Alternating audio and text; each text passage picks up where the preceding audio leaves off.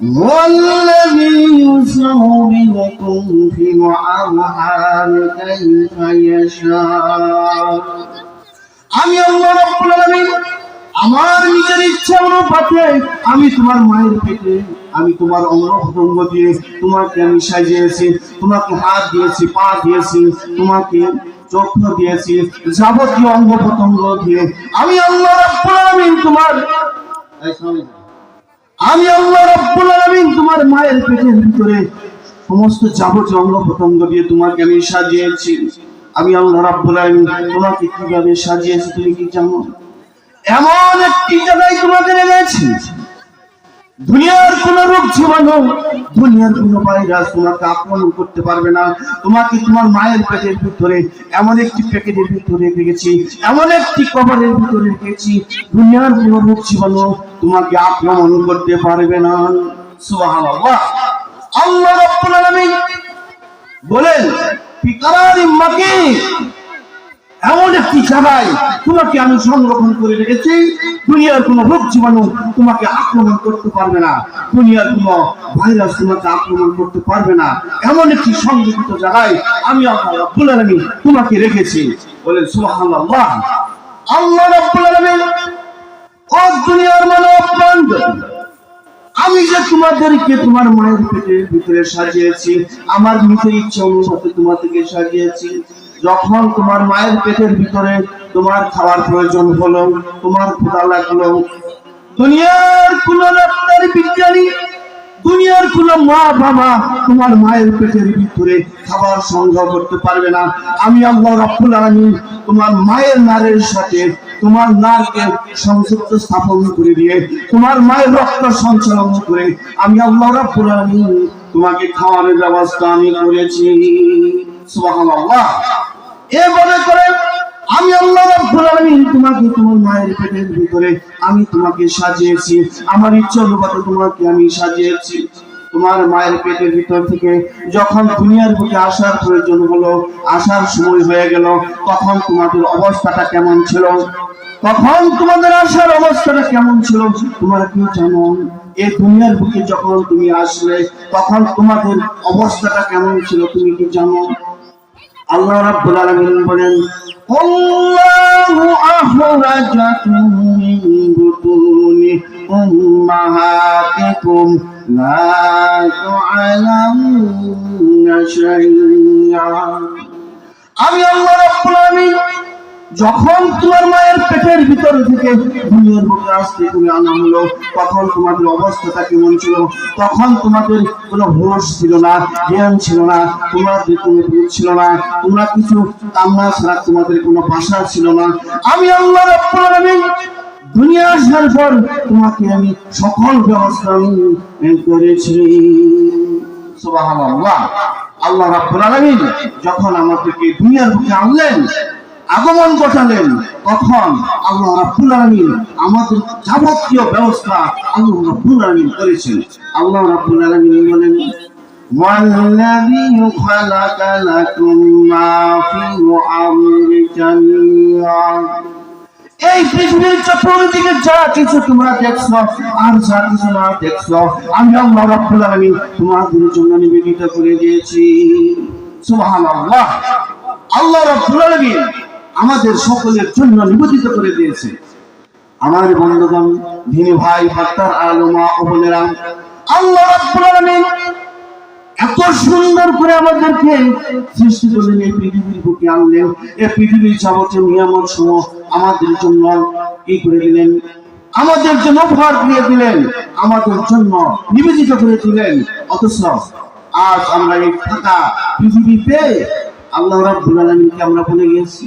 আল্লাহ রাব্বুল আলামিন বলেন কাইফা তাযকুরুনা বিল্লাহি ওয়া কুনতুম আমওয়াতান ফাহইয়াকুম সুম্মা ইউমীতুকুম সুম্মা ইউহয়িকুম সুম্মা ইলাইহি তুরজাউন।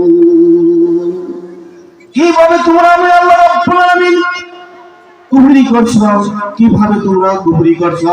আমি আল্লাহ রাব্বুল আলামিনকে অস্বীকার করছো, অথচ তোমরা ছিলে মৃত্যু প্রাণহীন, তোমাদের কোনো জীবন ছিল না। আমি আল্লাহ রাব্বুল আলামিন তোমাদেরকে জীবন দান করলাম, আবার তোমাদেরকে আমি আল্লাহ রাব্বুল আলামিনের নিকট ফিরে আসতে হবে। সুতরাং তোমরা কিভাবে কুফরি করছো? আমি আল্লাহ রাব্বুল আলামিনকে অস্বীকার করছো, অথচ তোমরা ছিলে মৃত্যু প্রাণহীন, তোমাদের কোনো জীবন ছিল না। আমি আল্লাহ রাব্বুল আলামিন জীবন দান করলাম, সুতরাং কিভাবে তোমরা আমি আল্লাহ রাব্বুল আলামিনকে অস্বীকার করছো? এই দুনিয়ার রাজত্ব পেয়ে আজ আমি আল্লাহ রাব্বুল আলামিনের হুকুম আহকামকে ভুলে গেছো। আমি আল্লাহ রাব্বুল আলামিনের হুকুম আহকামকে তোমরা ভুলে গিয়ে তোমরা মানব রচিত আইন দিয়ে দেশ পরিচালনা করছো, নিজের মন গড়া আইন দিয়ে তোমরা জীবন পরিচালনা করছো।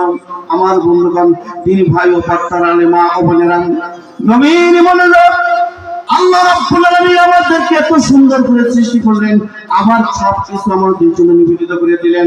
এখন সে আল্লাহ রাব্বুল আলামিনের হুকুম আহকামকে বাদ দিয়ে আমরা আল্লাহ রাব্বুল আলামিনের রাজত্বের ভিতরে আমরা কুফরিতে লিপ্ত হয়ে গেছি। আমরা আল্লাহ রাব্বুল আলামিনের আইনকে মানছি না, আল্লাহ রাব্বুল আলামিনের আইন থেকে আমরা অন্যদিকে চলে গেছি। আমরা আল্লাহ রাব্বুল আলামিনের আইনকে অবশ্যই আমাদের মানতে হবে, আল্লাহ রাব্বুল আলামিনের হুকুমকে মানতে হবে।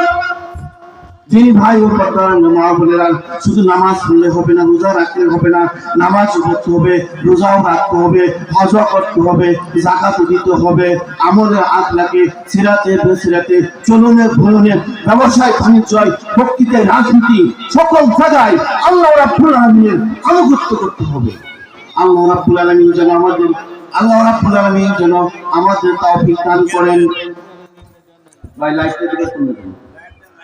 আল্লাহ রাব্বুল আলামিন যেন এই পৃথিবীর বুকে আমাদের ব্যক্তিগত জীবন, পারিবারিক জীবন, সামাজিক জীবন, রাষ্ট্রীয় জীবন, সকল ক্ষেত্রেই যেন আল্লাহ রাব্বুল আলামিন আইনকে মানার জন্য তৌফিক দান করেন। সকলে বলি আমিন, সকলে বলি আমিন। আল্লাহ রাব্বুল আলামিন এই পৃথিবীর বুকে আমাদেরকে প্রেরণ করেছেন, আল্লাহ রাব্বুল আলামিন আমাদেরকে মুসলিম ঘরে জন্মগ্রহণ করেছেন, আল্লাহ রাব্বুল আলামিন আমাদের দায়িত্ব দিয়েছেন, অথচ আমরা আল্লাহ রাব্বুল আলামিনের হুকুমের লঙ্ঘন করে চলেছি।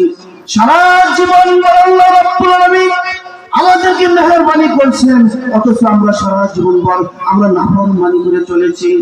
ঠিক না ভাই আমার? আল্লাহ রাব্বুল আলামিনের এই নাফরমানি করা যাবে না, আল্লাহ রাব্বুল আলামিনের হুকুম আহকামকে বাদ দেওয়া যাবে না, আল্লাহ রাব্বুল আলামিনের আইনকে বাদ দেওয়া যাবে না।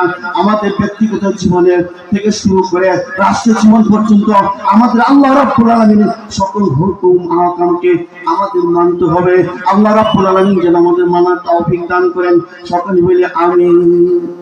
আমার তিনি ভাই পাত্তার আলেমা বোনেরা, সারা জীবন কোরআনের বিরোধিতা করে, হাদিসের বিরোধিতা করে, ঈমান জাতির বিরোধিতা করে, আল্লাহ রাব্বুল আলামিনের বিরোধিতা করেন, এদিক সেদিক করে জীবন কাটিয়ে দিয়ে মৃত্যুর পর বলা হচ্ছে বিসমিল্লাহি ওয়ালা মিল্লাতি রাসূলুল্লাহ, বিসমিল্লাহি ওয়ালা মিল্লাতি রাসূলুল্লাহ।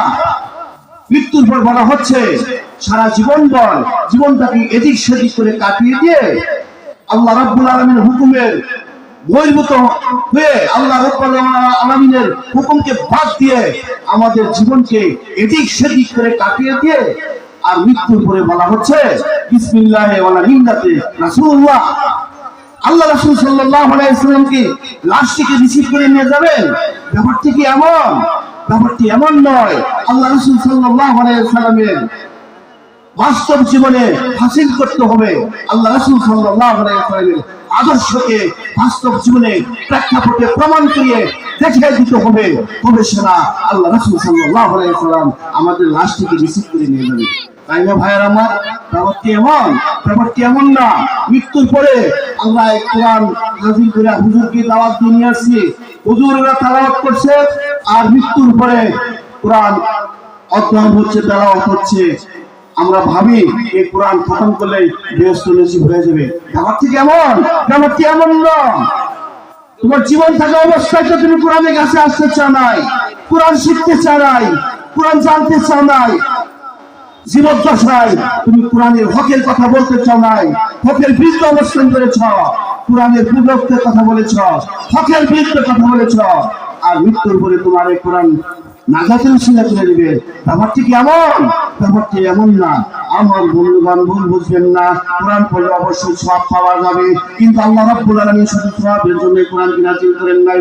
আমাদের ব্যক্তিগত জীবন থেকে রাষ্ট্রীয় জীবন পর্যন্ত এই কোরআন হুকুম হাকাম আমাদের মানতে হবে, আমাদের মানতে হবে। আমরা যদি না মানতে পারি তাহলে আমরা প্রকৃতপক্ষে ঈমানদার মুমিন বলে দাবি করতে পারবো পারবো না। আল্লাহ রাব্বুল আলামিন বলেন, ও দুনিয়ার মানব, আমি আল্লাহ রাব্বুল আলামিন তোমাদের জন্য ঘোষণা করে দিলাম, ওয়াকালা রাব্বুকা আল্লা তা'বুদু ইল্লা ইয়্যাহু ওয়া বিল ওয়ালিদাইনি ইহসানা। আমি আল্লাহ রাব্বুল আলামিন চূড়ান্ত করে দিলাম, ঘোষণা করে দিলাম, আমি আল্লাহ রাব্বুল আলামিনের ইবাদত করবে, আর আমার উপরে তোমার মা বাবার কি করবে, সেবা করবে, খেদমত করবে, তাদেরকে শ্রদ্ধা করবে, ভক্তি করবে। আমি আল্লাহ রাব্বুল আলামিন তোমাদের জন্য চূড়ান্ত করে দিলাম, ঘোষণা করে দিলাম, আমি আল্লাহ রাব্বুল আলামিনের উপরে তোমার মা বাবার সেবা করবে, ভক্তি করবে, শ্রদ্ধা করবে, তাদের খেদমত করবে। আমার বন্ধুগণ, মা বাবার সেবা আমাদের করতে হবে, খেদমত করতে হবে। সবচেয়ে বড় ফিল হলো মা আর বাবা, মা আর বাবার খেদমত আমাদের করতে হবে। আল্লাহ রাব্বুল আলামিন আমাদের দোয়া শিখিয়ে দিয়েছেন, রব্বিরহামহুমা কামা রাব্বায়ানি সগীরা। এই দোয়াটি আল্লাহ রাব্বুল আলামিন আমাদের শিখিয়ে দিয়েছেন। আমার অর্থাৎ মা ও বোনেরা, তিনি ভাইরা, আমরা প্রত্যেক রোজ আমাদের পড়ে যেন মা বাবার জন্য আমরা এই দোয়াটি অবশ্যই করি। আল্লাহ রাব্বুল আলামিন যেন আমাদের তৌফিক দান করেন। আমিন। আখিরু দাওয়ানা আলহামদুলিল্লাহি রাব্বিল আলামিন। আসসালামু আলাইকুম ওয়া রাহমাতুল্লাহি ওয়া বারাকাতুহু। সম্মানিত এলাকাবাসী, হযরত খুব গুরুত্বপূর্ণ আলোচনা করতেছিলেন। সময়ের স্বল্পতার কারণে হযরতকে সময় দিতে পারলাম না, দুঃখিত।